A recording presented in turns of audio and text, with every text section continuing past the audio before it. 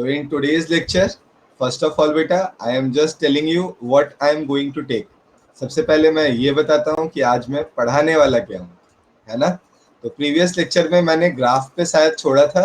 I will take that particular graph later on. मैं लगभग 10-15 minute के बाद उस ग्राफ को लेता हूँ, है ना? Till then we will do few questions first. थोड़े बहुत क्वेश्चंस कर लेते हैं. समिका, आपके लिए भी बेटा, Dhanvi, Nidhi, Priya, everyone a very good evening. तो पहले मैं छोटे मोटे टॉपिक्स, कोई प्रॉब्लम नहीं है बेटा, नोट्स मत ले लो, आपके पास नोट्स तो हैं ही अवेलेबल, आप कभी बाद में निकाल लेना नोट्स को, है ना? So need not to worry about that. यही तो है आपके ऑनलाइन की यूएसपीज, है ना, कि अगर कभी कोई प्रॉब्लम हुई तो हमारे पास सोल्यूशन है. We can see the lecture again, है ना? तो चलो मैं सबसे पहले आज जो टॉपिक्स लेने जा रहा हूँ बेटा उसको मैं दे रहा हूँ, लिख रहा हूँ यहाँ पर. First of all I am writing those things. I am starting with the first point. I will take the numericals on the numericals based on reflection. Okay, so first of all, I will take few numericals based on reflection. Okay, good evening, Muskan. Good evening, Vita. Good evening, Vanshika, Abhilasha, everyone. And the second one is numericals based on reflection. Then after, I will take the graph V versus U. Okay, then third I will start refraction then. Okay beta, but before that I will take one more thing, velocity of image, and finally I will take you to the last point, that is refraction. Okay, so today we will start refraction beta. We will start with refractive index. Okay, I will give you a 5 minute extra beta. I will extend the class. In that particular time you can easily ask. Okay,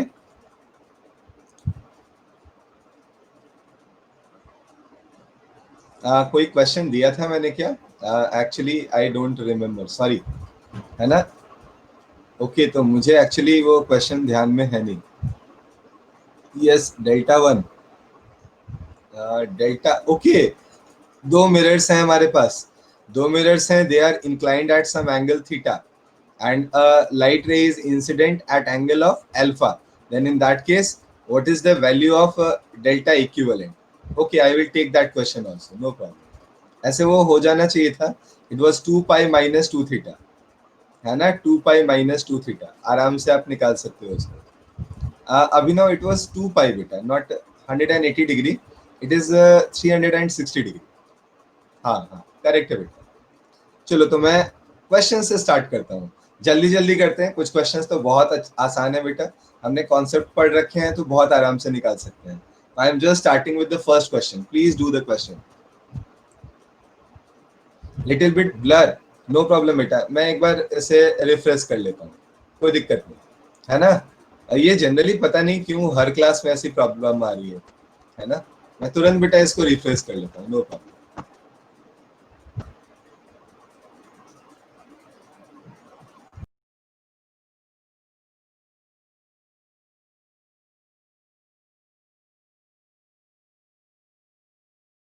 okay okay बेटा, मैं 5 minute class extend कर दूंगा पूर्वा, no problem बेटा, है ना?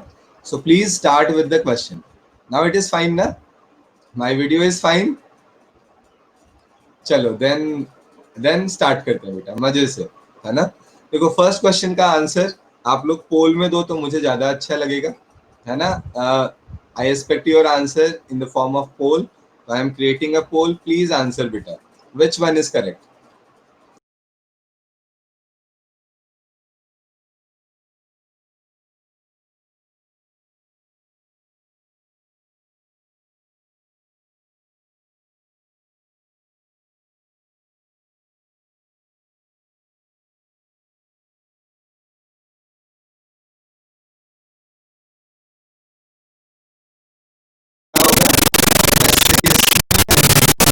अच्छा vertical क्या, तो वर्टिकल के लिए बेटा हम लोगों को पता है वर्टिकल में दोनों वेलोसिटी सेम होनी है, तो एक के रिलेटिव दूसरे को देखोगे कुछ नहीं मिल रहा है ना, कुछ नहीं मिल रहा आपको। आप यहाँ पे लिखोगे अगर ऑब्जेक्ट की velocity it is u and the value of u is u cos theta sorry u cos theta i cap plus u sin theta j cap. Okay, तो जस्ट अगर आप v को देखोगे बेटा, इमेज की वेलोसिटी को देखोगे, तो u cos theta will change its direction. It will become u cos theta into I, but u sin theta remains same. So now you all are wise enough, है ना, आप सभी जो है इतना तो समझदार हो ही कि हम लोग आराम से बेटा velocity of image with respect to velocity of object निकाल सकते हैं। So you should write v minus u and the velocity is minus of 2u cos theta. Hopefully सबको क्लियर है ये, है ना। I am putting I cap here.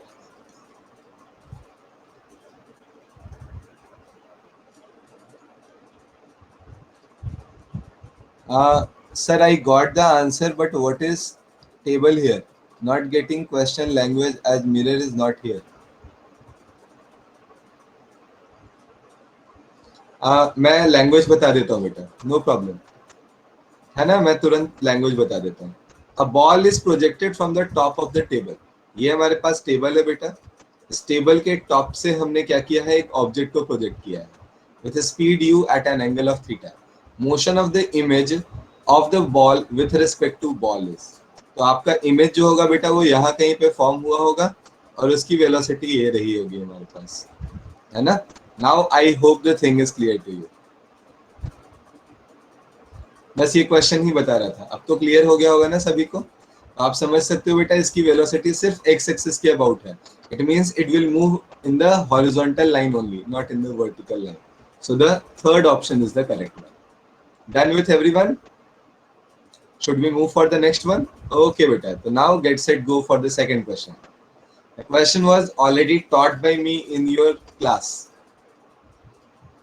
so again I expect a correct answer from exactly beta. I will create a poll, just wait for a minute, let the others read the question.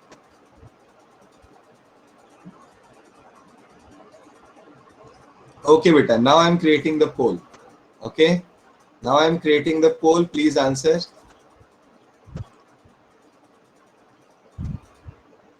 प्रिया क्या बात है बेटा, मना किया था ना, result पोल में देना है। चलो वेरी गुड बच्चों। तो इस बार गलत हुआ है आपके, अभिलाषा आपका गलत हो गया बेटा, और इधर Swayam and Murchhana your answer is also wrong बेटा, है ना। We should go for the box product, है ना। हमें किसके लिए जाना चाहिए था, हमें बॉक्स प्रोडक्ट के लिए जाना चाहिए था। And the third one is the box product. As I told you, scalar triple product और the box product is equal to 0 in this case, so we have to go for that. दो vectors को हम cross product में multiply करेंगे जिससे उनका जो product है बेटा वो उस प्लेन के परपेंडिकुलर आ जाए, और थर्ड के साथ जब हम उसका डॉट प्रोडक्ट ले लेंगे तो हमें पता है दो परपेंडिकुलर वेक्टर्स का डॉट प्रोडक्ट 0 होता है। That's why we can go for the third choice here. Third choice हमारा क्लियर है बेटा, तो ये मुझे बताना नहीं है, ऑलरेडी मैं आपके क्लास में एक्सप्लेन किए हुए हूँ मुझसे। Now come to the next question बेटा। नाउ कुछ आपके न्यूमेरिकल क्वेश्चंस हैं which we have to solve, हमें इन्हें सॉल्व करने पड़ेंगे। मैं ऐसा इसलिए दे रहा हूँ क्योंकि आपको मैं दिखाऊंगा 2018 में भी कुछ ऐसा मिलता जुलता क्वेश्चन हमसे पूछा गया था ऑलरेडी नीट में। थोड़ा प्रिपरेशन रहना चाहिए हमारा, we can use the formulas. Okay,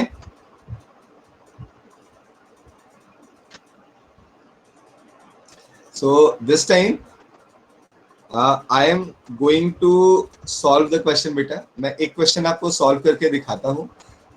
ROC is short form of radius of curvature, है ना, it is short form for radius of curvature.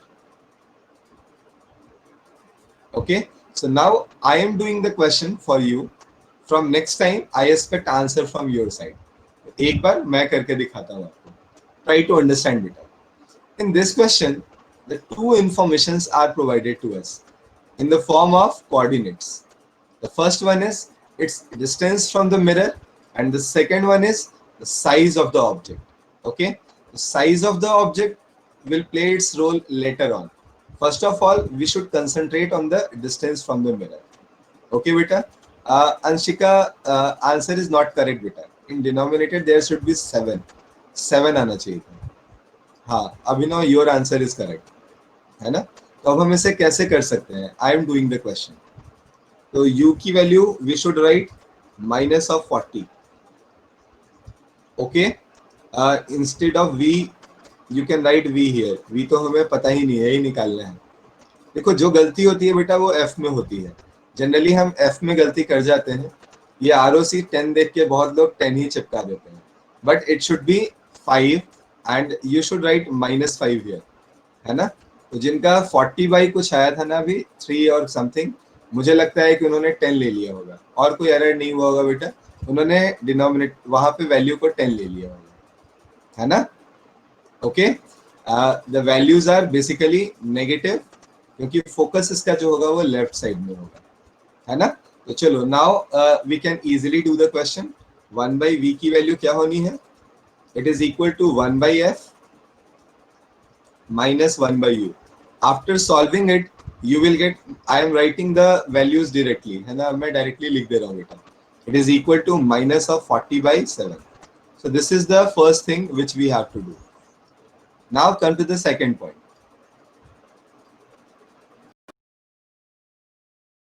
Same है बेटा. अब इस वैल्यू को यूज करूंगा मैग्निफिकेशन के फॉर्मूले में. It is minus of v by u, or you can write height of image by height of object. I will put the values. After putting the value, you can get minus of 1/7 as your result. Height of object is given, it is 1. So from here you can write height of image is equal to minus of 1/7. This one is the second one. Okay, so now you have both the coordinates. आपके पास दोनों coordinates आ गए हैं बेटा. इसका मतलब है image मेरा यहाँ कहीं पे बनने वाला है, ये हम आराम से लोकेट कर सकते हैं. तो आप दोनों कोऑर्डिनेट्स अब आप मेंशन कर सकते हो. It is minus of 40/7 comma minus of 1/7. This will be the final result. Hopefully the thing is clear. Everyone, क्या ये क्वेश्चन करने का तरीका समझ आ गया? तो मैंने देखो आपको कहाँ कहाँ ध्यान देने को बोला. मैंने बोला first of all write all the things with their sign. कभी बेटा साइन गलती से भी मिस नहीं होना चाहिए. You should write the science in proper manner. Then after, use the formula for magnification and do the simple calculations. You will directly get your result. Sir, ROC, as I told you beta, ROC means radius of curvature. It will help us in finding the value of focal length.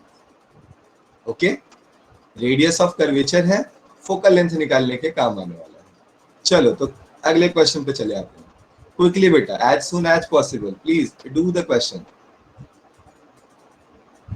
Actually, the language of the question is very interesting, so concentrate on the language.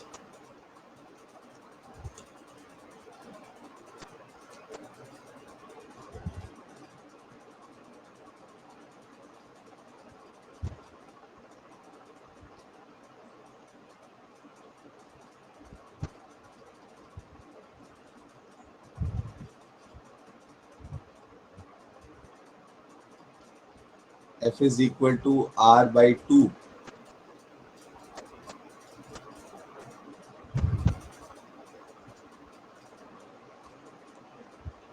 हाँ, optical axis means principal axis बेटा. इस optical axis को हम लोग principal axis समझेंगे. चलो, तो पहले मैं अब आपको क्वेश्चन समझाता हूँ. एक्चुअली में बेटा क्वेश्चन बनाओ, जैसे ही मैं दिखाऊंगा आपको आधा आंसर तो वहीं से आ जाएगा, है ना. तो सारा कुछ जो है वो क्वेश्चन पे ही डिपेंड कर रहा है. आंसर क्या आ रहा है बेटा? 40. एक्चुअली बेटा कुछ गड़बड़ है आपके आंसर में लगता है ना. Please see the answer. According to me it is 24.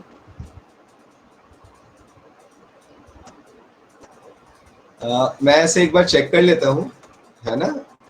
मैं भी करके चेक कर लेता हूँ, बट एक बार आप भी चेक कर लो, है ना. Please see the see the solution बेटा, ध्यान से देखते हैं। First of all I have to draw a convex, we have to draw a convex mirror here, okay, and as the question suggest, question हमें क्या बोल रहा है बेटा कि रेज जो हमारे पास है वो कैसी हैं, the rays are basically converging in nature, so it means rays are like this, rays are basically converging, so मैं अगर इन रेज को थोड़ा सा एक्सटेंड कर दूं, it will reach somewhere like this, okay. Now what happened, according to our concept, the rays are basically diverging. The reflected rays form a diverging beam. Diverging means they are just diverging like this. This time I will draw the line again. Please see the line beta this time. Please concentrate on your board. है ना? These are the lines now.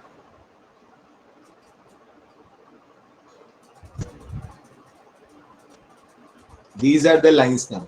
So if I just beta extend the rays, you can see they will meet at some point like this here, okay. This point is at distance 1.2 meter, that can be written as 120 centimeter, okay. This one is basically image.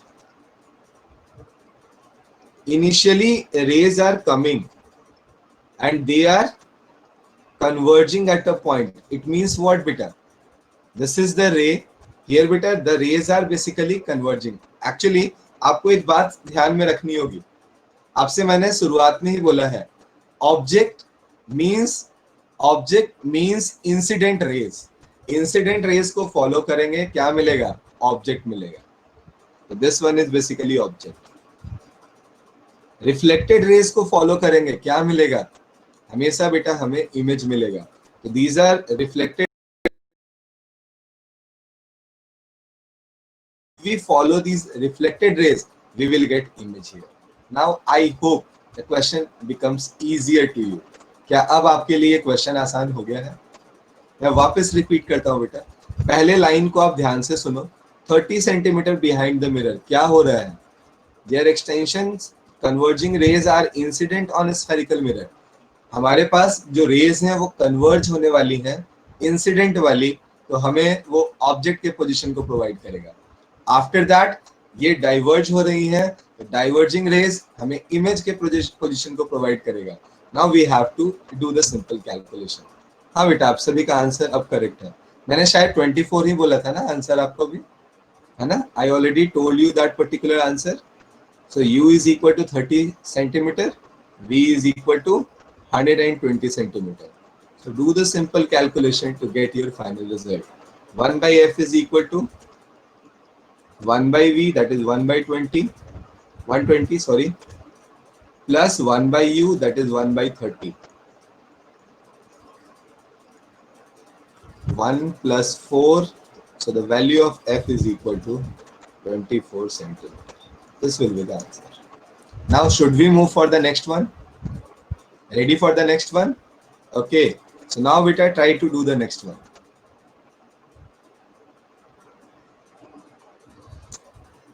Actually, before doing the question, I want to give you a small concept. Okay, beta? I just want to discuss with you a very small concept.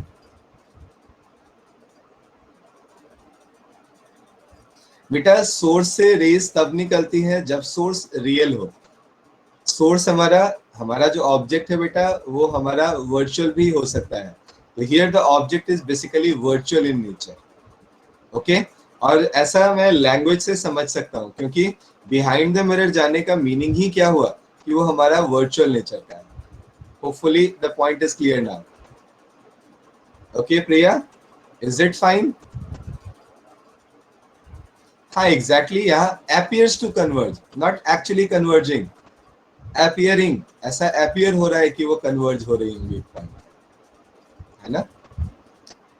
इसीलिए मैंने पहले class को बोला था, always बेटा remember the things. Virtual object का कोई example होगा, आप बताओ बेटा क्या वर्चुअल ऑब्जेक्ट का एग्जाम्पल हो सकता है क्या? आप खुद सोच के देखो, नहीं ना, तो फिर उसका एग्जाम्पल तो है नहीं। आप देखोगे किसी चीज को तब बोलोगे ना कि वो वर्चुअल है। इमेज देख सकते हैं, है ना, वो इमेजिनरी थिंग है, exactly.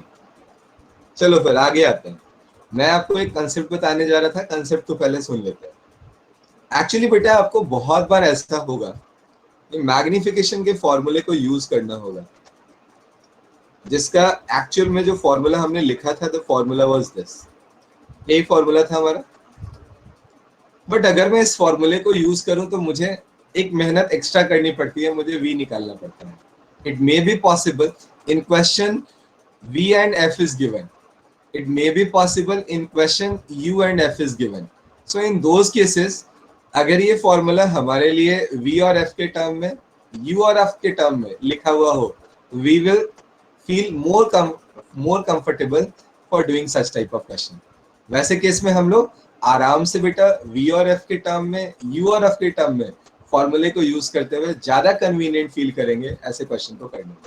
I am just doing the question बेटा, मैं इस क्वेश्चन को करके दिखाता हूँ आपको। मैं ऐसा करता हूँ, मैं मिरर के फॉर्मूले को यूज करता हूँ।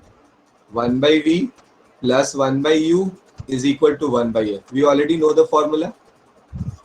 In the first case, just multiply numerator with v.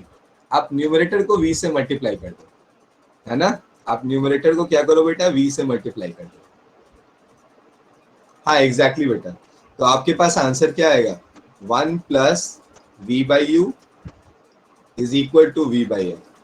Okay, so from here you can write v by u is nothing but v minus f divided by f. So the value of magnification becomes f minus v divided by f. Are you getting my point or not? तो हमने क्या किया बेटा, हमने simple से numerator को क्या किया, v से मल्टीप्लाई कर दिया। हमारे पास वैल्यू आ गई 1 plus v by u that is equal to v by f. After rearranging them, we can easily write magnification is f minus v divided by f. You have to put the values with their sign. Okay, never forget to put their sign बेटा, sign के बिना गड़बड़ हो जाएगा, है ना। So come to the next one, second one पे आते हैं। This time I am multiplying these quantities with with u in numerator. I am multiplying them with u. So what we will get, u by v plus 1 is equal to 1 by f. Sorry beta, u by f. Now we should write u by v is equal to u by f minus 1, which can be written as u minus f divided by f. So from here you can write v by u is equal to f divided by u minus f, and finally you should write m is equal to f divided by f minus u. This will be the second answer. Is it fine with everyone? Is it fine to everyone? Please tell me बेटा, है ना, आराम से कर सकते हैं, कोई दिक्कत नहीं है। तो these are the two transformations, दो हमारी वैल्यूज देखो यहाँ पे, मैग्निफिकेशन किसके टर्म में आ गया, f और v के टर्म में, यहाँ किसके टर्म में आ गया, f और u के टर्म में। So now the calculation becomes easier for us. अब कैलकुलेशन हमारे लिए थोड़ा आसान हो जाएगा, है ना। बेटा अगर आप माइनस को नीचे मल्टीप्लाई करोगे तो किसी ने रोका है क्या, किसी ने रोका है क्या, कर सकते हैं या नहीं, पहले ये बताओ। नहीं तो क्यों इतना मेहनत करना है, इतना सारा माइनस माइनस लगाएगी, तू भी परेशान हो जाएगी, है ना। कैलकुलेशन के समय just put the minus sign in the denominator so that you can easily get the result, है ना। चलो फिर आगे बढ़ते हैं, अब इस क्वेश्चन को करने की कोशिश करते हैं। Now try to do the question.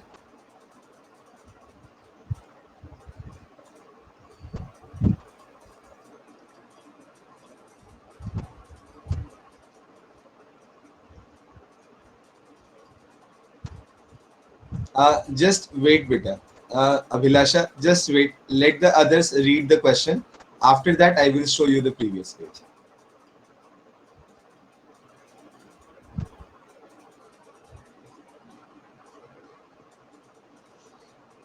So now I hope the question is clear to everyone?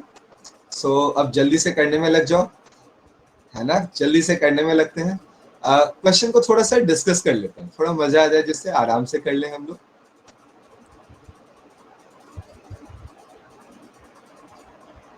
R60, are you sure? एकदम करेक्ट आंसर है बेटा, Abhinav your answer is correct बेटा। तो पहले तो मैं यहाँ पे आपसे छोटी छोटी बातें करता हूँ।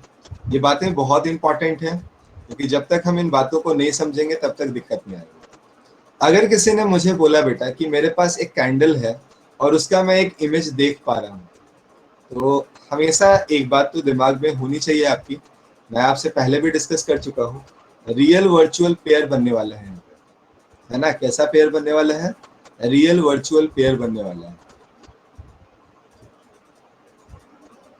क्या सही बोल रहा हूं मैं? एम आई राइट? स्क्रीन पे क्या आप वर्चुअल इमेज को पाते हो या रियल इमेज को पाते हो? रियल को, है ना? तो मैंने अभी जो स्टेटमेंट दिया था इट वाज नॉट करेक्ट। हमेशा ध्यान में इस बात को रखो, फिर से ध्यान से क्वेश्चन को पढ़ो। हमारे पास एक रियल ऑब्जेक्ट है and we have a real image. अपने पास इमेज भी कैसा है? We have a real image. और रियल रियल पेयर कहाँ बनता है? मैंने लास्ट क्लास में आपसे एक्सप्लेन किया था, रियल रियल पेयर बनाना हो तो ये हमेशा कॉनकेव के लिए बनता है। तो पहली चीज बिल्कुल डिसाइड कर लो आप कि मिरर कैसा होना है, concave. It is clear to everyone? Now do the calculations. अब आगे थोड़ा सा बढ़ते हैं बेटा, यहाँ से आगे चलते हैं। मैं जानता हूं कि हमारे m का जो फॉर्मूला होता है, अभी जस्ट आपने देखो प्रीवियस पेज में लिखा है f divided by f minus you होता है। I am using that particular formula, f divided by f minus you. Okay, और बेटा अगर हमारे पास दोनों रियल रियल हैं तो दोनों वैल्यूज हमारे पास कैसी होंगी? पॉजिटिव या नेगेटिव? दोनों के दोनों नेगेटिव होंगी। u and v both are negative में है ना बेटा? जो मिरर के सामने है रियल है तो हमेशा कैसा होगा? नेगेटिव होगा। दोनों नेगेटिव है तो नेगेटिव नेगेटिव कैंसिल हो जाएगा और हमारे पास जो m की वैल्यू आएगी वो नेगेटिव आएगी। I should write minus of 2 is equal to f divided by f minus u. Hopefully the thing is clear. Everyone, is this point is clear to everyone? Just a minute beta, something goes in my eye, just wait for a minute, just wait for a minute.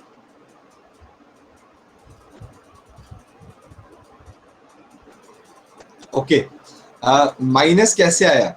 I just told you बेटा, अगर हमारे पास object real है, अगर हमारा image real है, तो दोनों के दोनों नेगेटिव होंगे और m का फॉर्मूला क्या होता है? Minus of v by you. अब आप खुद सोच के देखो बेटा, आपके पास ये माइनस साइन बचा रह जाएगा या नहीं बचा रह जाएगा? क्यों सेकेंड फॉर्मूला यूज किया? इसलिए किया बेटा क्योंकि आप इन ऑब्जेक्ट के पोजीशन को चेंज कर रहे हो और फोकल लेंथ आपसे पूछा गया एक तरह से, है ना? फोकल लेंथ आपसे पूछा गया है। आप चाहो तो आप नॉर्मली भी कर सकते हो, कोई दिक्कत नहीं है।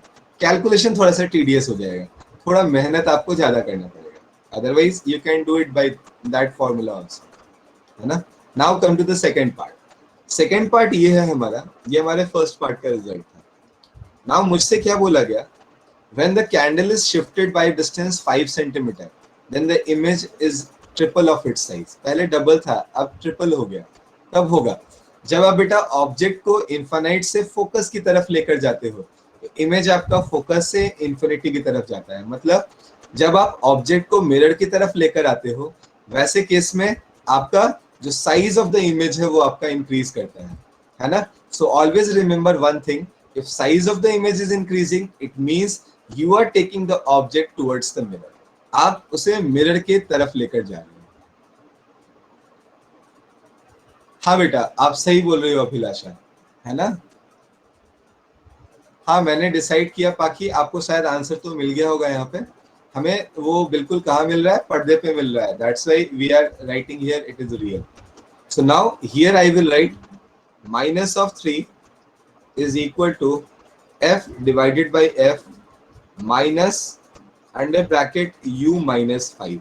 This time I am using u minus 5. Why? Is there any reason behind that? समझ में आया होगा अभी आपको? मैंने जस्ट आपको क्या बोला, हम ऑब्जेक्ट को अगर मिरर की तरफ लेकर जा रहे हैं तो हमें क्या मिल रहा है, हमारा जो इमेज का साइज है वो बड़ा होता जा रहा है. That's why I am reducing the value of u here by 5. Okay, so now बेटा you have to do the calculations. अब आप कैलकुलेशंस कर लेना, है ना.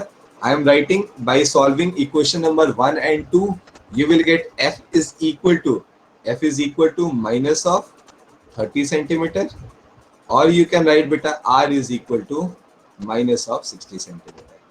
तो मैं ये ग्रांटेड लेते हुए आगे बढ़ रहा हूँ बेटा, है ना, कि आप ये कैलकुलेशन तो कर ही जाओगे, कर लोगे ना, धोखा तो नहीं दोगे ना, हो जाएगा. ओके, चलो फिर तो आगे बढ़ते हैं, आगे बढ़ते हैं. I am taking you to the next question. जल्दी से बेटा इस क्वेश्चन को निपटाते हैं कि फिर हम लोग आगे के कॉन्सेप्ट को सीख सकें.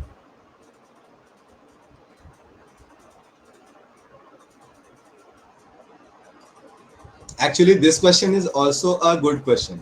ये क्वेश्चन भी बेटा हमारे लिए एक अच्छा क्वेश्चन है.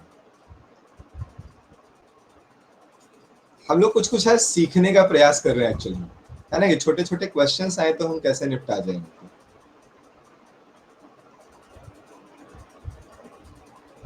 Okay, so now I am doing the question, try to understand. मुझे दिया हुआ है मिरर एंड मिरर इज, मैं क्वेश्चन ही समझा रहा हूँ बेटा, कोई दिक्कत नहीं. ऐसा बहुत सारा क्वेश्चन आपके पैकेज में मिल जाएगा आपको, आप आराम से कर लेना, है ना. मैं यहाँ पे बोल रहा हूँ कि we have a mirror here and a object is placed at, I don't know at placed where, है ना. ये हमें पता नहीं चल रहा है बेटा ये कहाँ रखा हुआ है. तो इस चीज को समझने के लिए कि ये कहाँ रखा हुआ है, हम लोग क्वेश्चन को दोबारा पढ़ते हैं. हमें दिया हुआ है the object is placed in such a way that the end closer to the pole is 30 centimetre from it.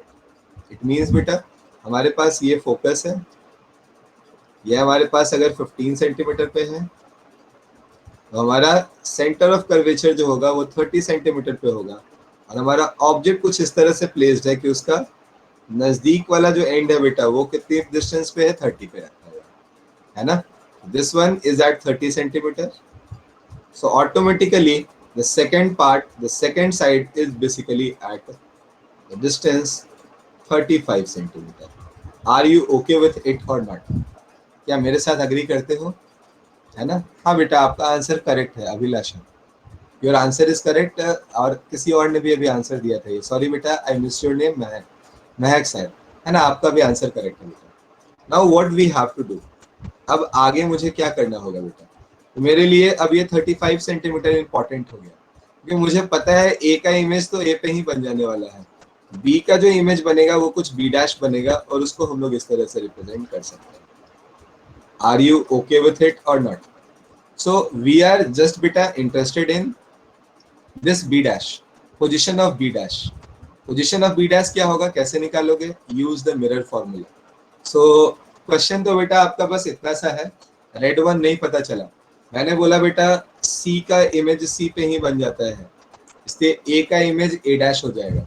और अगर ऑब्जेक्ट सेंटर और इंफिनिटी के बीच में है तो image will form between C and focal length, है ना, फोकस. सो यहाँ पे मैंने इस रेड वाले को बना दिया, ये हमारा किस साइड होगा बेटा, सी और फोकस के बीच में बन रहा है.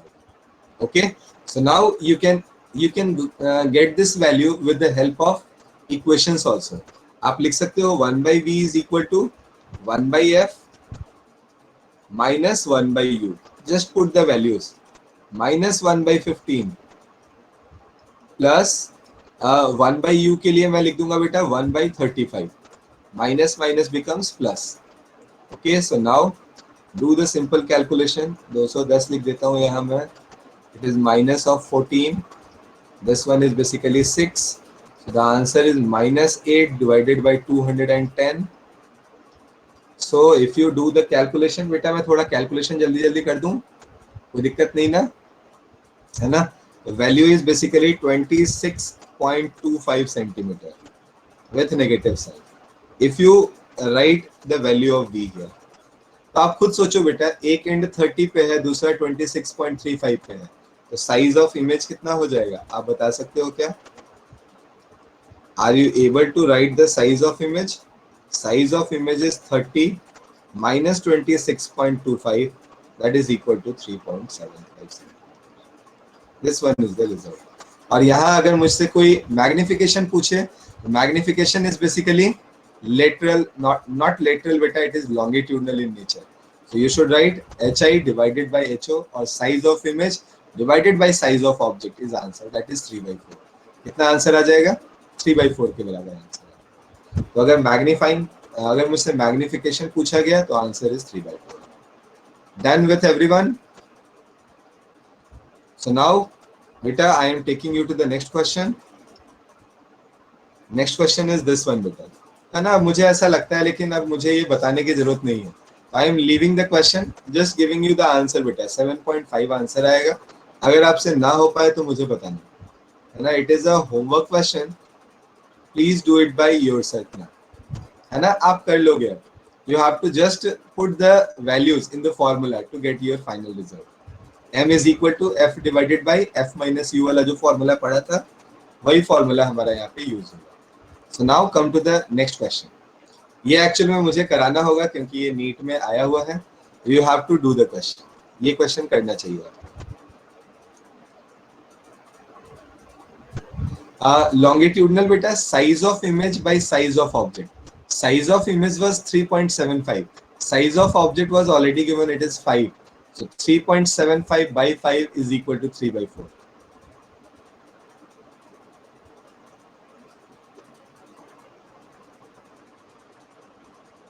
नोट करना है, जस्ट बेटा वेट कर ले, पहले इसको कर ले।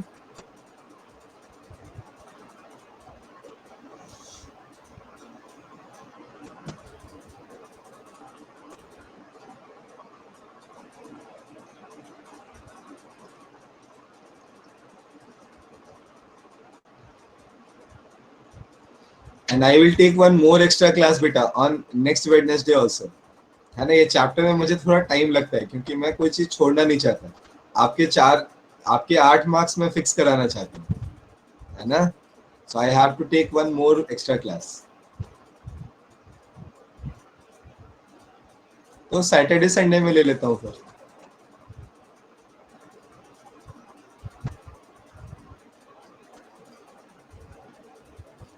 ऑप्शन 2 आपका आंसर करेक्ट आ रहा है बेटा, एक बार चेक कर लेते हैं हम लोग, है ना?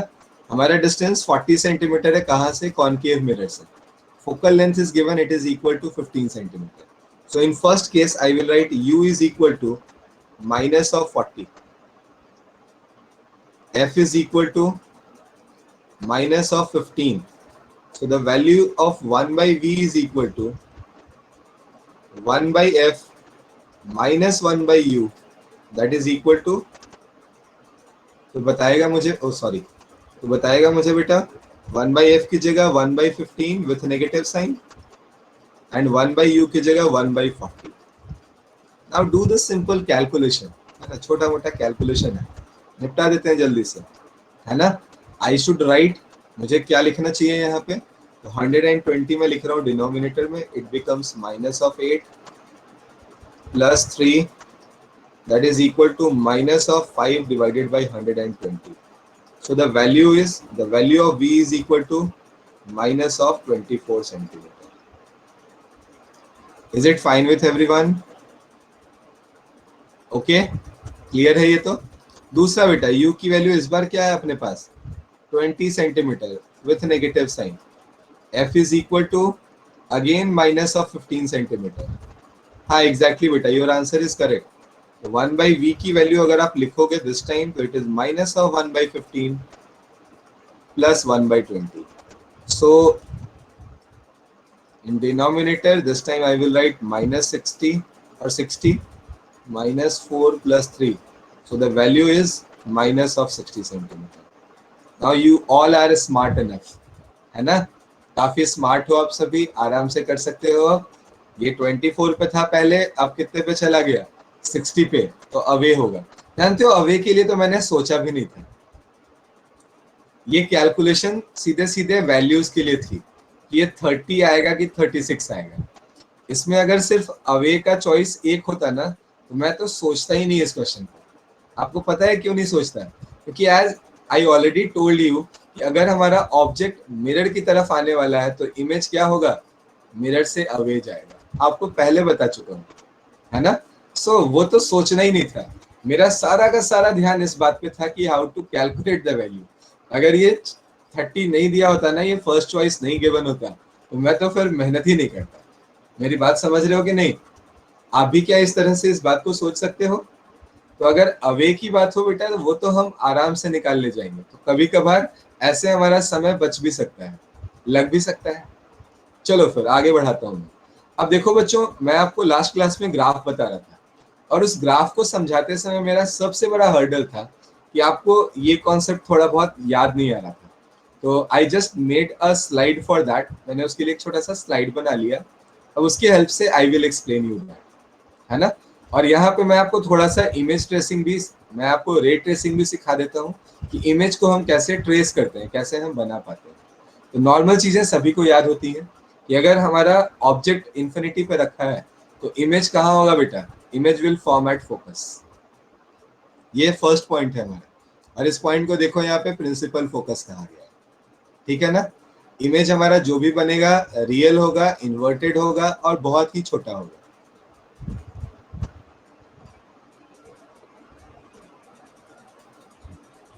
ऑब्जेक्ट पास आएगा तो इमेज दूर जाएगा।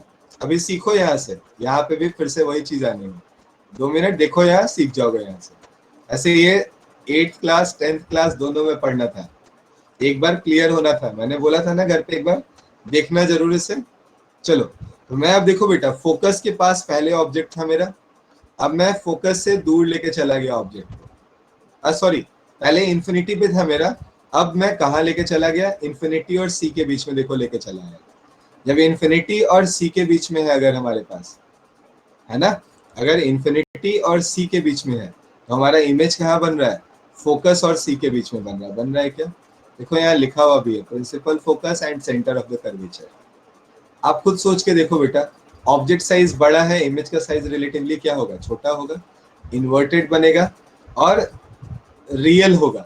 ये हमारे पास जो पॉइंट्स हैं, ये पॉइंट्स भी हम लोग दिमाग में बिठा सकते हैं। Now the object is at centre, so image will also form at centre.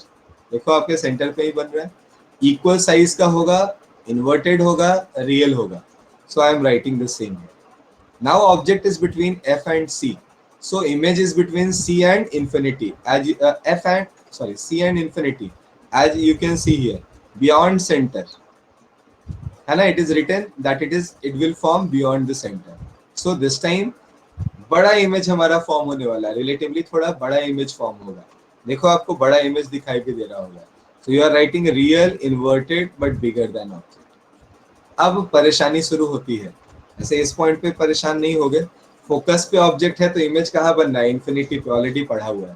तो प्रिया एंड अदर्स प्लीज सी बेटा, आप इन्फिनिटी से ऑब्जेक्ट को एफ तक लेकर आए तो इमेज कहाँ से कहाँ गया? एफ से इन्फिनिटी तक चला गया। क्या रिवर्स हुआ या सेम हुआ? आप बताओ। रिवर्स हो गया ना, इसीलिए मैंने बोला बेटा जस्ट उल्टा होने वाला है यहाँ पे, तो ध्यान में रखना होगा।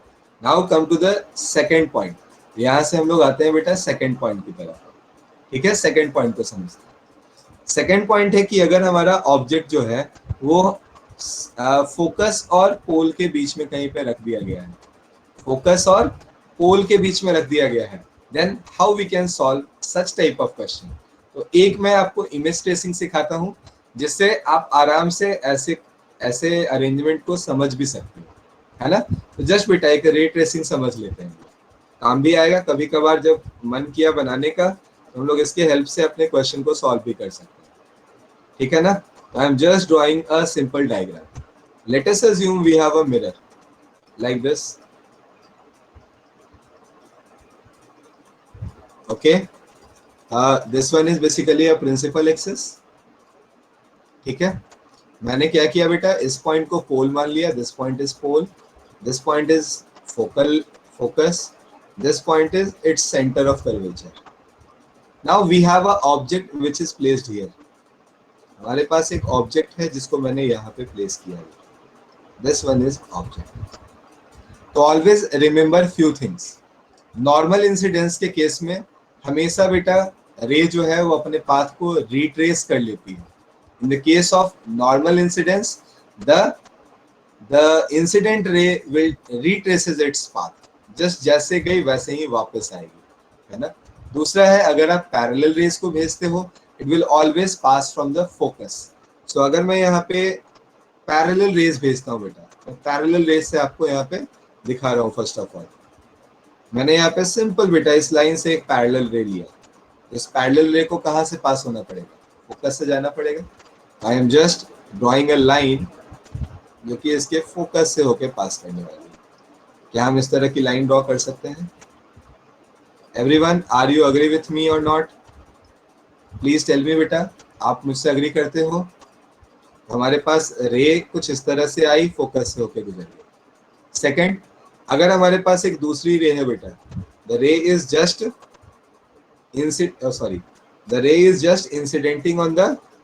incidenting on the pole here. तो जितने एंगल पे इंसिडेंट हुई है, it will just reflect back at the same angle.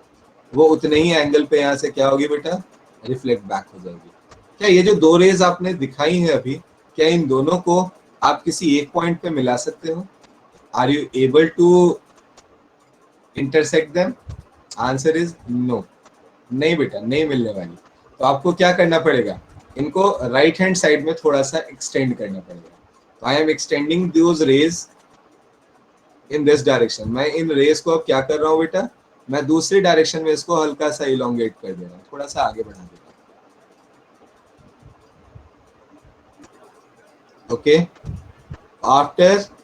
After elongating them, you will get them intersect at some point. ये दोनों के दोनों कहीं ना कहीं पे क्या होंगी? इंटरसेक्ट कर जाएंगी. And after intersecting them you can draw a image. क्या आप यहाँ पे इमेज बना सकते हो? This one is basically virtual in nature. कैसा इमेज बना? वर्चुअल है. साइज में बेटा लार्ज है ना, थोड़ा लार्ज है, वर्चुअल है. और मैं लिख सकता हूँ बेटा बिहाइंड द मिरर. क्या इतनी बातें समझने में कहीं से कोई दिक्कत थी बेटा? Is there any problem in writing these things? ये अगर हमारे पास ओ ओ डैश था, this one is nothing but our I I dash.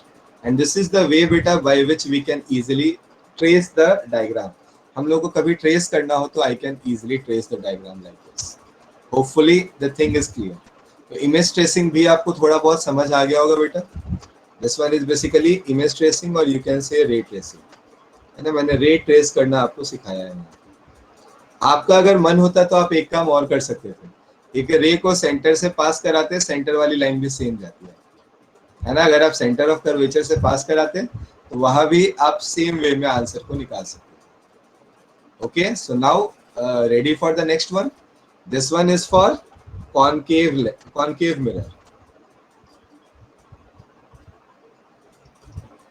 So now I am taking you for the convex mirror beta.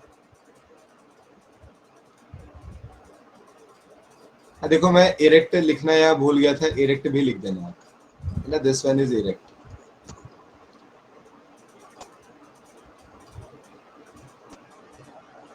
Always आप कह सकते हो बेटा, हमेशा आपको इरेक्ट ही मिलेगा, है ना. चलो फिर मैं आगे बढ़ाऊँ, आपको अगले कॉन्सेप्ट पे लेकर चलता हूँ बेटा.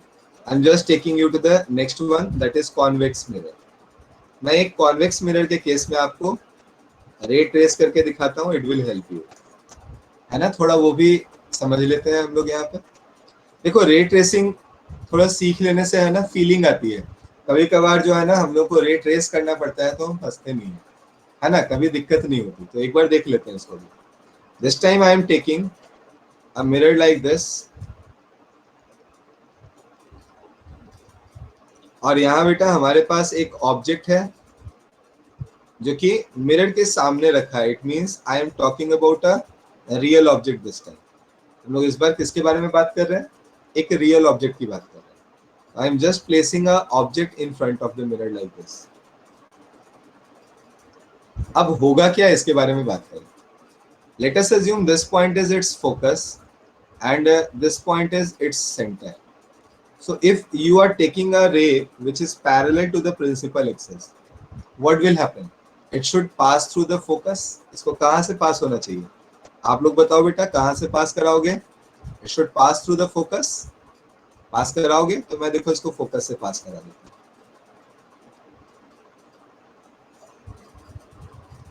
कुछ रे इस तरह से होगा क्या हमारा? I am just taking that a ray is coming on the mirror and after reflection it is passing through the focus. है ना? हाँ, appear होगा बेटा. एक्चुअल में अपने पास जो है ना इस चीज को डॉटेड बनाने का ऑप्शन नहीं है ना? मैं एक बार कोशिश कर लेता हूँ डॉटेड बनाने का, but actually I don't have the option. So चलो मैं कोशिश कर रहा हूँ, है ना? I am just trying that कि मैं इसे डॉटेड बना सकूं. ठीक है ना? ओके, बन गया ऑलमोस्ट, है ना? डॉटेड बन गया. हाँ बेटा, वही किया मैंने भी. तो कर सकते हैं आराम से. यहाँ भी मुझे ये काम फिर कर देना चाहिए, है ना? यहाँ भी मैं ये काम कर दूं, अदरवाइज आप कंफ्यूज होते रहोगे. Okay, so now come to the next point. This time I am taking a ray which is just incidenting on the. इस बार मैं एक रे ले रहा हूँ बेटा जो कि कहाँ इंसिडेंट हो रही है? सीधे सीधे इसके पोल पे. And at the same angle it will reflect back. I am just taking a line like this. And अगर मैं इस रे को थोड़ा सा आगे की ओर बढ़ा दूं, it will intersect the previous line at some point. है ना? ये आगे तो कहीं ना कहीं पे भी बेटा जाकर इंटरसेक्ट होने वाली है नहीं, तो इसको कहाँ पे इंटरसेक्ट कराना पड़ेगा? You should intersect it in the other side of the mirror. दूसरे साइड आपको इंटरसेक्ट कराना पड़ेगा. क्या इस बात से आप अग्री करते हो? You all agree with me बेटा? इस बार फिर से बिहाइंड द मिरर मेरा इमेज बनने वाला है. If this one was O O dash, this one is basically I I dash. बाकी चीजें तो सब सेम है बेटा. आपको इस बार लिखना होगा वर्चुअल है, नो प्रॉब्लम, वर्चुअल तो है. इस बार स्मॉलर इन साइज है एंड इरेक्ट है. क्या ये 3 पॉइंट्स आप आराम से यहाँ पे लिख सकते हो? और आपको वे भी समझ में आ गया क्या बेटा? How we can trace such type of diagrams. हम लोग कैसे इस तरह के डायग्राम्स को ड्रॉ कर सकते हैं? All the things are clear to you और not? Okay, so now come to the next point. मैं यहाँ पे आपको दिखा देता हूँ इसी चीज को बेटा. इस स्लाइड में भी मैंने दिखाया था, है ना, कि अगर हमारा ऑब्जेक्ट कहीं पे इंफिनिटी और पोल के बीच में हो तो उसके इमेज को हम लोग डिमनिस्ट बनाएंगे. इरेक्ट होगा, वर्चुअल होगा और डिमनिस्ट होगा. और अगर इन्फानाइट पे है तो एज वी नो दैट बेटा, इमेज कहाँ बनता है? फोकस पे. तो फोकस पे इमेज बनेगा. इसके लिए तो कोई दिक्कत नहीं. Done with everyone? Is it fine with everyone? Okay, so now the next point, as I told you बेटा, हम लोग उस ग्राफ को सीखना शुरू करते हैं जो ग्राफ हमने लास्ट क्लास में छोड़ दिया था, है ना? तो I am just taking you to that particular point, है ना? हाँ, सिर्फ एक को दिखा दिया बेटा, बाकी केसेस वहां पे है नहीं. रियल ऑब्जेक्ट के लिए वर्चुअल इमेज ही वहां बनेगा, तो बिना और किसी चीज की डिस्कशन की जरूरत ही नहीं है ना? रियल ऑब्जेक्ट के लिए वर्चुअल इमेज बनेगा, मिरर के पीछे बनेगा. वो कभी भी रियल ऑब्जेक्ट का रियल इमेज बनाता ही नहीं है. ये हमने लास्ट क्लास में ही सीख लिया. ठीक है?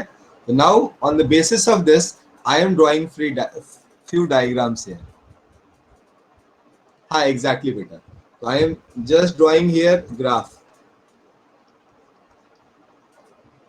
V versus U, and I am first drawing बेटा for concave mirror. मैं किस मिरर के लिए ले रहा हूँ बेटा? कॉनकेव मिरर के लिए ले रहा हूँ. ध्यान से देखा है, ठीक है? So please see on the board बेटा. मेरे पास ये एक्सेस गिवन है. This is the axis. As I told you in the previous lecture, हमें 2 पॉइंट्स तो यहाँ पे ऑलरेडी रेडीमेड प्रोवाइडेड है. पोल के इमेज को पोल पे ही बनाएंगे और -2f पे रखे हुए इमेज को कहाँ बनाएंगे बेटा? -2f पे ही बनाएंगे. इसमें कोई दिक्कत नहीं है. These are the two things which we have to remember. -2f, -2f. हाँ एग्जैक्टली बेटा, है ना? थोड़ा सा लगता है ऐसा. Now I am drawing 2 lines. मैं फोकस की 2 लाइन्स यहाँ पे ड्रॉ कर रहा हूँ. और मेरा छोटा सा इसमें इंटरेस्ट फंसा हुआ है बेटा।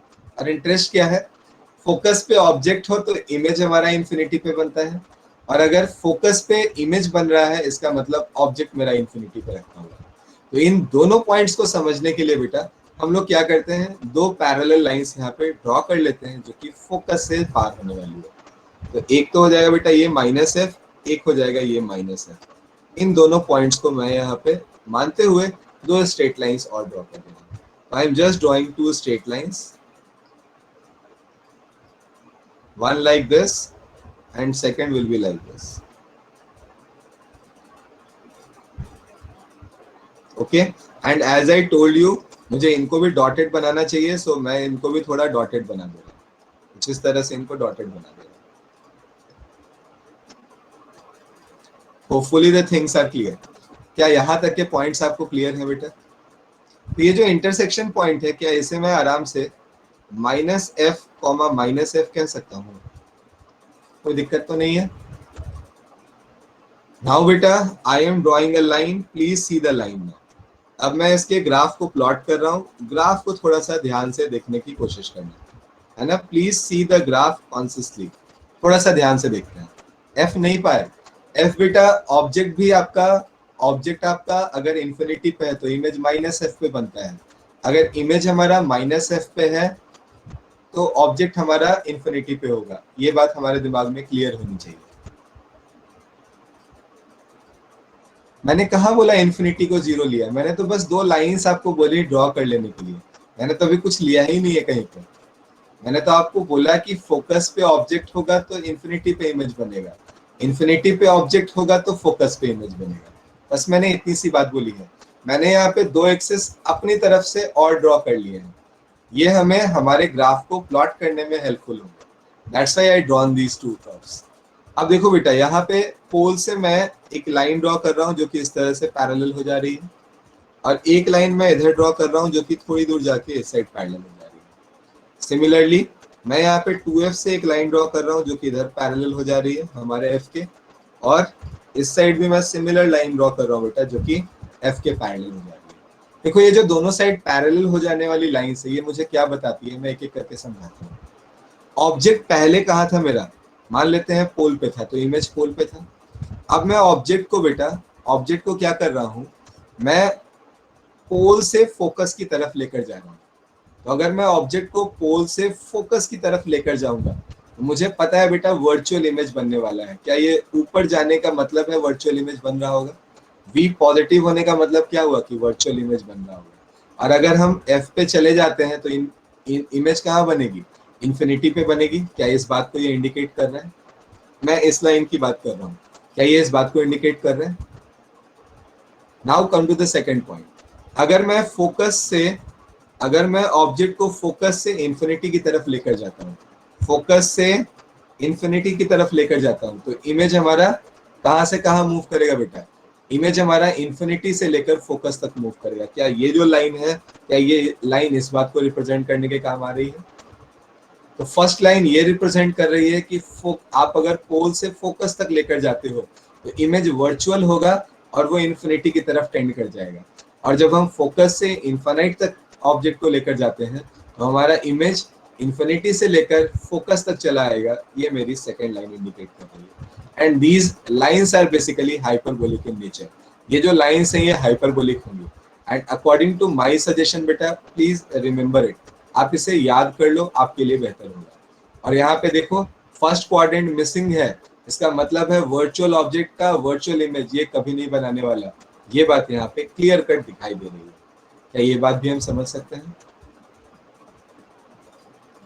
ओके, तो दीज आर द पॉइंट्स बेटा which we have to remember. हमें इन बातों को ध्यान में रख लेना चाहिए। Hopefully the things are clear to everyone, है ना।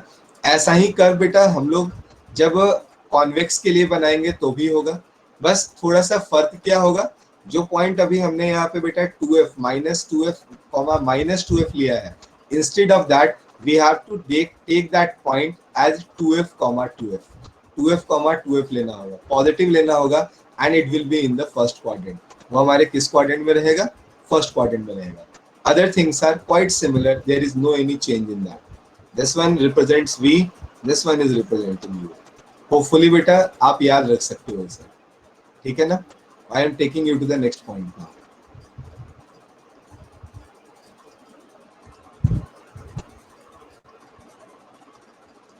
Now I am drawing convex mirror.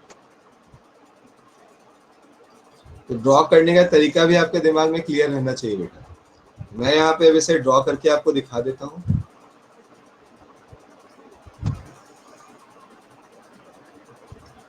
Okay, as I told you, this time we have to draw the lines which will pass from plus f and here also from plus f. Okay, these are two plus f's, we can see here.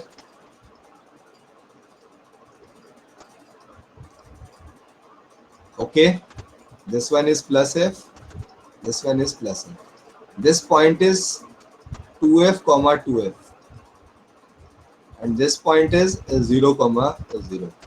Now draw the lines again. इस बार भी आप उसी तरह की lines draw कर दो बेटा। इस साइड इंफिनिटी, इस साइड इंफिनिटी। सिमिलरली यहाँ से इस साइड इंफिनिटी और ये चला गया इस side. Hopefully the things are clear to everyone. Direct आपसे पूछ लिया जाएगा बेटा कि इनमें से कौन सा ग्राफ करेक्ट है, देखकर बताना होगा कौन सा ग्राफ करेक्ट है। बता सकते हैं, है ना। तो ग्राफ कौन सा करेक्ट है हमसे पूछा जा सकता है। नेचर अगर हमें पता होगा, मान लो एक छोटा सा पोर्शन ही निकाल के दे दिया, नेचर अगर हमें पता होगा we can easily identify. Done. So ये पोर्शन भी आपका यहीं पे ओवर होता है बेटा। I am taking you to the next portion now. यहाँ से मैं आपको अगले पोर्शन की तरफ लेकर चलता हूँ। क्लियर है ना यहाँ तक। थोड़ा जल्दी जल्दी बेटा, we have only 15 to 20 minutes time, so please is it okay with everyone. हाँ बेटा, नेक्स्ट रिफ्रैक्शन है, just wait for one last point, है ना। एक लास्ट पॉइंट बचा रह गया। Last point is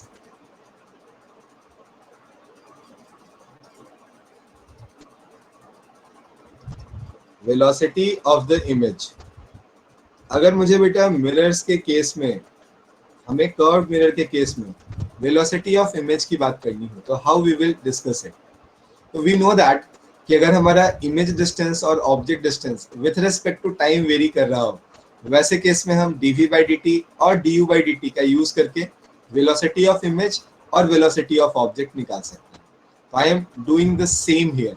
I will write, we know that 1 by v plus 1 by u is equal to 1 by f। क्या हम सभी ये जानते हैं? We all know. If I differentiate the function with respect to t,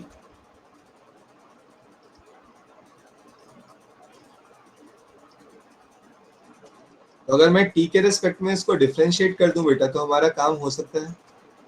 तो I will right minus of 1 by v square dv by dt। देखो chain rule लगा के डिफरेंशिएट किया बेटा। पहले 1 by v को v के टर्म्स में डिफरेंशिएट किया, फिर v को t के टर्म्स में डिफरेंशिएट किया। Similarly for u here, and since f is constant, so its differentiation is 0.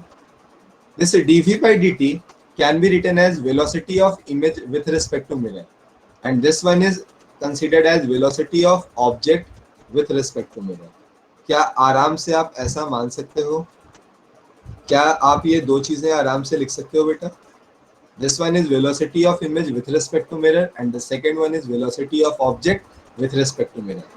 After rearranging them, the answer is VIM is equal to minus of V square by U square into VO.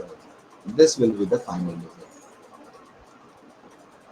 So you should write, आप यहाँ चाहो तो लिख भी लेना। This one is nothing but velocity of image with respect to mirror.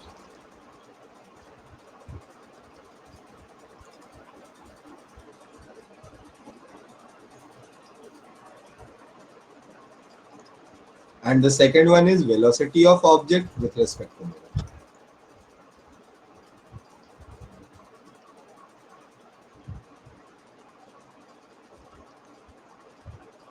And we know that this v and u is object distance and image distance respectively. Is it fine with everyone? हाँ बेटा, VIM, VIM मैंने लिखा है velocity of image with respect to mirror, and VOM मैंने लिखा है बेटा velocity of object with respect to mirror, that is du/dt। Image distance को देखेंगे तो इमेज की वेलोसिटी आएगी, ऑब्जेक्ट डिस्टेंस को देखेंगे तो ऑब्जेक्ट की वेलोसिटी आएगी। क्यों? ऑब्जेक्ट जैसे मूव कर रहा है बेटा, ऑब्जेक्ट की डिस्टेंस चेंज हो रही है, तो मैं क्या लिखूं उसको, आप बताओ, है ना? ऑब्जेक्ट की डिस्टेंस चेंज हो रही है तो ऑब्जेक्ट की वेलोसिटी बता रहा है, इमेज की डिस्टेंस चेंज हो रही है तो इमेज की वेलोसिटी बता रहा है। Done with everyone? So now come to the refraction part. यहां से मैं बेटा आपको रिफ्रैक्शन में लेकर चलता हूं, है ना? Please C refraction now. आज ज्यादा कुछ तो नहीं कर पाएंगे, कम से कम इंट्रोड्यूस तो कर ही ले हम लोग, है ना? तो please put your pen down and concentrate on your board.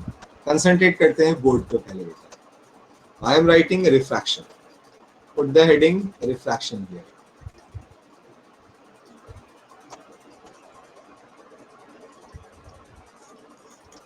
Okay, the question is, हाँ बेटा, क्वेश्चन इज रिफ्रैक्शन है क्या? तो आई ऑलरेडी एक्सप्लेन टू यू, मैं ऑलरेडी बेटा आपके साथ ये बात डिस्कस कर चुका हूँ कि if we have two media, दो अलग अलग मीडिया है हमारे पास, okay, and a light ray coming from one medium will enter into the second one. मान लो एक मीडियम से आई लाइट रे और दूसरे मीडियम में इंटर कर गई इस तरह से, तो such type of rays are basically known as refracted ray. ऐसी रे को हम लोग क्या नाम देते हैं? ऐसी रे कहलाती है बेटा रिफ्रैक्टेड रे। This one is incident one, the second ray is called refracted ray here, and the phenomenon of entering of light of refracted ray into the second medium is basically known as, हम लोग क्या बोलते हैं बेटा इसे? Refraction के नाम से। तो I will right, if a ray, or you can say beta if rays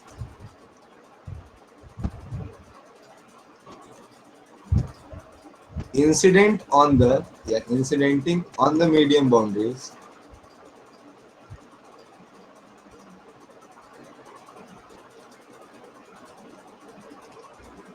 is entering in the other medium,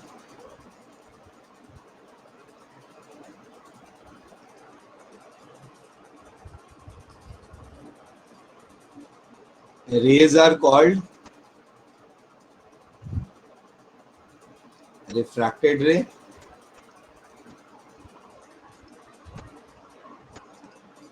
and the phenomenon is called refraction.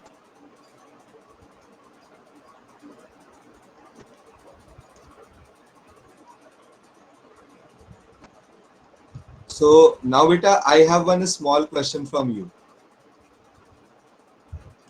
I have a very small question from you. है ना? Exactly. I have a very small question from you. Please tell me one thing. Please let me know beta, a very simple thing. है ना? Which parameter related with the light? Which parameter related with light is same here?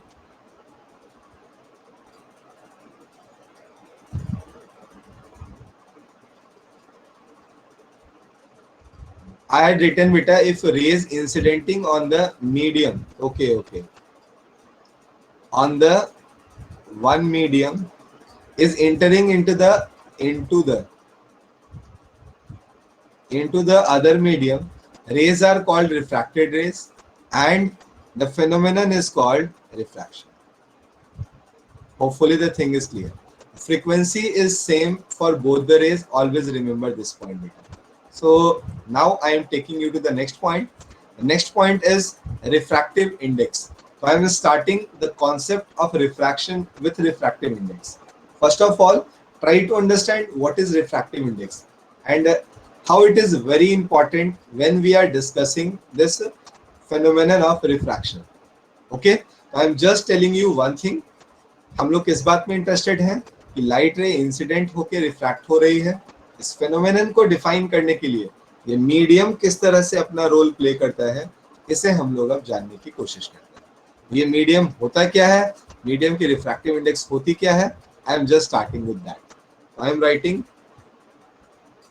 Refractive index. पहले आराम से refractive index को समझते हैं, क्या है ये। We already explain this quantity in previous chapter. हम लोग इस क्वांटिटी को ऑलरेडी बेटा प्रीवियस चैप्टर में एक्सप्लेन कर चुके हैं, है ना। Refractive index is ratio of speed of light, speed of light in vacuum or in air divided by speed of light in medium। Refractive index है क्या बेटा, ये रेशियो है, किनका रेशियो है, म्यू का रेशियो है ना। ये बात हमें ध्यान में रखनी है। तो I will write this one is nothing but c divided by v है। So mu is equal to c divided by v। This is the first one. Now come to the second one. This mu is equal to, we know that mu is equal to f multiplied by lambda, और ऐसे ही v को मैं f multiplied by lambda dash लिख सकता हूँ। Since f is same in both the cases, so you should write mu is equal to lambda divided by lambda dash. Lambda is wavelength of light in vacuum, and the second one lambda dash is wavelength of light in medium।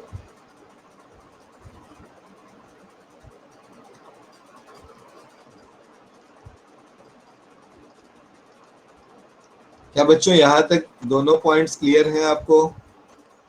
Is these 2 points are clear to you all? Done with everyone? Okay, so now आगे बढ़ते हैं बेटा। I am taking you to the next point now. दूसरे point पे लेकर आता हूँ। The third formula for mu is, we already know that mu is equal to mu r into epsilon r root over it. This mu r is relative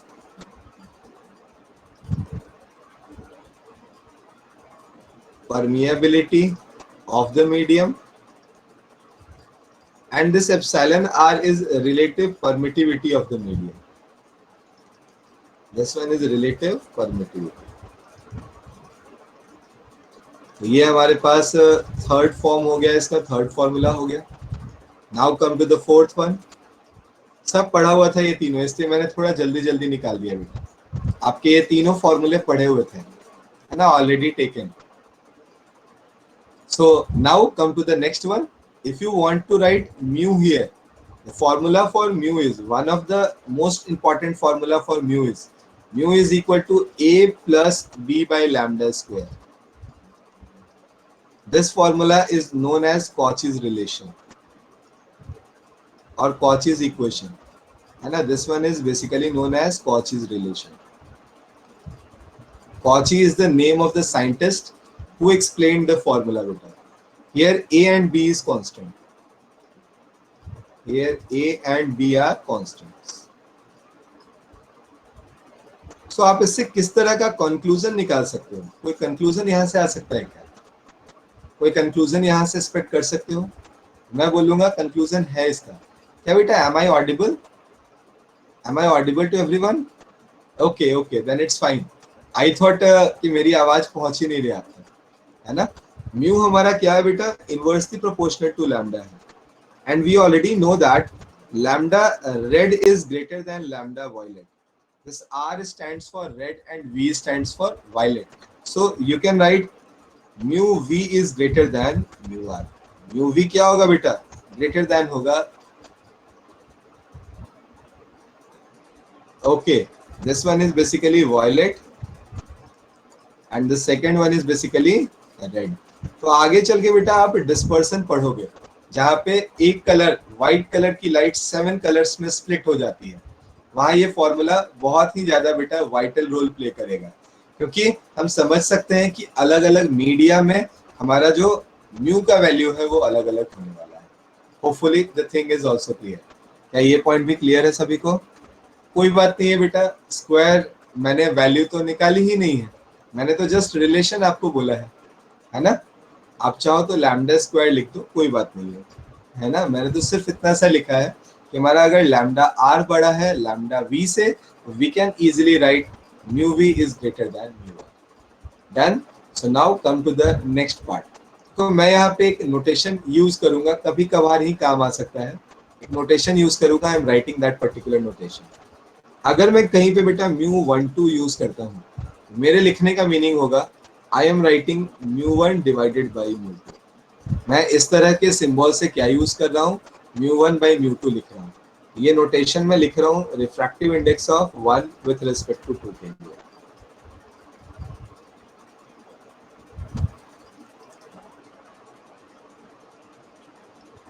with respect to two के लिए जिसको भी जरूरत हो वो इसको आराम से यहाँ से यूज कर सकता है। बेटा आंसर मैंने आपको बोला ही कहा। प्रिया आप लोग गलत जगह, आप हमेशा गलत जगह फंसते हो बेटा, है ना एकदम। मैंने बोला आपको वैल्यू निकालने की कभी जरूरत पड़नी नहीं है। मैंने आपको इतना सा बताया कि ये रिलेशन सिर्फ इसलिए काम आता है कि आप ये समझ सको कि हमारा म्यू जो है वो लैम्डा के साथ वेरी कर रहा है। अगर हम लैम्डा की वैल्यू को चेंज करेंगे तो म्यू ऑटोमेटिकली चेंज हो जाएगा, है ना। तो रिलेशन अभी तो ये मैंने सिर्फ दो टर्म्स लिखे, आगे C plus lambda by four plus D divided by lambda by six और एट, ऐसे ये आगे चलता चला जाएगा। आप बस इतना ध्यान में रखो कि ये रिलेशन जो है ये इतना बता रहा है कि लैम्डा और म्यू का रिलेशन इनवर्स रिलेशन है। Only just keep the thing in your mind. तो ये नोटेशंस मुझे कभी कभी यूज करने की जरूरत पड़ेगी। होपफुली ये पॉइंट भी आपका क्लियर है। तो नेक्स्ट लेक्चर में मैं बेटा, अब आज के लेक्चर में तो नहीं, मैं स्टार्ट करूंगा आपका लॉज ऑफ रिफ्रैक्शन से। कहाँ से स्टार्ट करूंगा? लॉज ऑफ रिफ्रैक्शन से। दो लॉज हैं हमारे पास। पहला लॉ क्या पढ़ना है हमें? First law, incident ray refracted ray and incident ray refracted ray and normal always lie in the same plane. ये हमेशा कहाँ लाई करती है बेटा? सेम प्लेन में लाई करती है। ये हमारे पास हमारा फर्स्ट पॉइंट होगा, ठीक है। तो हम लोग यहाँ पे लिख देंगे I dot R cross N is always equal to zero. ये हमारा फर्स्ट लॉ हो जाएगा। And the second law is, it is basically also known as Snell's law. इस लॉ को हम लोग अच्छे से एक्सप्लेन करेंगे। The law is basically mu one sine I. Mu one is refractive index of incident medium and mu2 is refractive index of second medium. mu1 sin i is equal to mu2 sin i। हम लोग आराम से इस law को पढ़ेंगे। तो ये दो चीजें नेक्स्ट क्लास में हमें लेनी है। आज के लिए बेटा इतना ही सफिशिएंट है। आज हम लोग यहीं पे छोड़ देते हैं। मैं अब क्लास को एक्सटेंड कर चुका हूँ, आपके होमवर्क क्वेश्चन को अब मैं ले लूँगा, ठीक है ना। Till now the things are clear ना एवरीवन। आज मैंने क्या क्या पढ़ाया अभी तक? मैंने आपका लिया बेटा सबसे पहले फर्स्ट ऑफ ऑल क्वेश्चंस लिए जो मैंने प्रीवियस क्लासेस तक आपको कवर अप कराए थे। देन आफ्टर वेलोसिटी का रिलेशन ग्राफ एक्सप्लेन किया, फिर मैंने वेलोसिटी के रिलेशन को एक्सप्लेन किया, और फाइनली थोड़ी बहुत बातें आपको रिफ्रैक्शन के बारे में बताई, है ना। तो ये क्लास हमारा इतने पे ही रहा बेटा। आगे यहाँ से मैं आपको उस क्वेश्चन को सिखा दूं एक बार। देखो बच्चों, पूरी तरह से ये क्वेश्चन एंगल्स है, सिर्फ एंगल्स समझना है, बाकी और कुछ इस क्वेश्चन में था ही नहीं, है ना। तो I am just drawing the rays first, और उसके बाद मैं उन एंगल्स को आपको बताता चला जाता हूँ। मान लो these are the mirrors and as I told you a ray is incident on it at some angle. Ray इसके ऊपर किसी एंगल पे इंसिडेंट हो गई थी बेटा, इस तरह से, ठीक है। मैंने बोला था this angle is equal to theta and this angle is equal to alpha, है ना। ऐसा ही था। अब सोचो बेटा, ये रे रिफ्लेक्ट होके यहाँ पे पहुंची होगी, क्या मैं इस एंगल को भी अल्फा कह सकता हूँ? पहला आंसर तो बहुत सिंपल हो गया, अगर ये मिरर नंबर 1 है, ये मिरर नंबर 2 है, तो डेल्टा 1 की वैल्यू हो जाएगी हमारे पास पाई माइनस 2 अल्फा। हंसते खेलते लिख सकते हैं इसको। एंड रेज आर जस्ट बेटा, रेज जो यहाँ पे बेंड कर रही है, इसके बेंड होने का डायरेक्शन जो है ये क्लॉकवाइज है, so I am writing here in clockwise direction. Okay, now come to the second point. अब मैं यहाँ से आपको सेकंड पॉइंट की तरफ लेकर आऊँ। अगर ये एंगल अल्फा है, this if this angle is equal to alpha, you can say this angle is equal to 90 degree minus alpha. So automatically बेटा ये जो हमने ऑटोमेटिकली हमारा ये जो नॉर्मल है बेटा, इससे बनने वाले एंगल के बारे में हम कुछ बात कर सकते हैं क्या? वी कैन इजिली राइट, ये जो पूरा एंगल होगा, इस पूरे एंगल की वैल्यू अगर कोई मुझसे पूछता है, तो I will write the whole angle is equal to sum of internal angles, that is 90 degree minus alpha plus theta. क्या मैं आराम से लिख सकता था? अब अगर मैं सिर्फ और सिर्फ बेटा इस एंगल की बात करना शुरू कर दूं, इस एंगल की, this angle is equal to the total angle minus 90 degree, that is theta minus alpha. क्या आराम से आप इसे भी लिख सकते हो? तो this time incident angle is equal to theta minus alpha. So you should write delta 2 is equal to pi minus 2 into theta minus alpha, है ना? मैं इसे ओपन कर दूं तो ये हो जाएगा पाई माइनस 2 थीटा प्लस 2 अल्फा। और डायरेक्शन अगर मुझे लिखना हो तो क्या लिखूंगा मैं? आप देखकर बताओ बेटा, डायरेक्शन क्या होना चाहिए इसका? क्या यहाँ भी ये क्लॉकवाइज सेंस में रोटेट कर रहे हैं? तो आई शुड राइट क्लॉकवाइज हियर। बेटा अगर नहीं निकाल पाए हो तो आप याद करो, किसी भी ट्रायंगल का एक्सटर्नल एंगल इंटीरियर एंगल्स के सम के बराबर होता है। यहाँ पे दो एंगल्स एक्सटीरियर थे, इंटरनल थे हमारे, इन दोनों का सम जो होगा ये बेटा हमारी वैल्यू को बता देगा, है ना? ठीक है, so now just add these two values to get the value of delta net. Delta 1 plus delta 2, this 2 alpha will be cancel out and the answer is 2 pi minus 2 theta. ये हमारे पास हमारा आंसर होगा and in clockwise direction, है ना? तो simple सा question था बेटा, मैंने जैसा कि आपको बोला सिर्फ और सिर्फ एंगल्स का रिलेशन था, ज्योमेट्री थी आपकी। ज्योमेट्री थोड़ा बहुत अगर हम लोग लगा दें क्लास 10th वाली, तो आराम से हम लोग इसके आंसर तक पहुंच सकेंगे। We need not to worry too much about that, है ना? So done for everyone. क्या ये सारे पॉइंट्स अब आप सभी के दिमाग में चले गए? Is there any other doubt? कोई डाउट है अभी तक की क्लास का, रिफ्लेक्शन का? थीटा माइनस अल्फा रिपीट बेटा, पूरा जो मैंने यहाँ पे ब्लू से जो एंगल बनाया था, है ना, जो होल एंगल मैंने जो ब्लू से बनाया था, चलो मैं इसको पिंक से बना देता हूँ। The whole angle is external angle. इसमें से मैं अगर 90 डिग्री को माइनस कर दूं तो ये जो बचा हुआ ग्रीन वाला पोर्शन है, क्या ये आ जाएगा? है ना, बचा हुआ ग्रीन वाला पोर्शन आ जाएगा। मैंने बेटा यही किया, मैंने यहाँ पे 90 degree minus alpha plus theta में से बस 90 डिग्री को माइनस कर दिया, ये 90 कैंसिल हो गया, हमारे पास आंसर है। जो बेटा बड़ा होगा उसके हिसाब से देना होगा, है ना, और कुछ नहीं। हम लोग तो वैल्यूज के गुलाम हैं, वैल्यू जो कराएगा बेटा वो कर देंगे हम। अगर 40 क्लॉकवाइज है और 60 एंटी क्लॉकवाइज है तो 20 एंटी क्लॉकवाइज आंसर कर देंगे, है ना? और सिमिलरली ऐसा ही कुछ और आया तो दे देंगे। तो हम लोग गुलाम है वैल्यूज के, वैल्यूज को फॉलो कर लेंगे। सो नाउ बेटा bye bye, good day, take care everyone. मिलते हैं अगली क्लास में, ठीक है? कल फिर से मिलते हैं हम लोग, जम के पढ़ेंगे रिफ्रैक्शन। ओके, सो ओके बेटा, बाय बाय।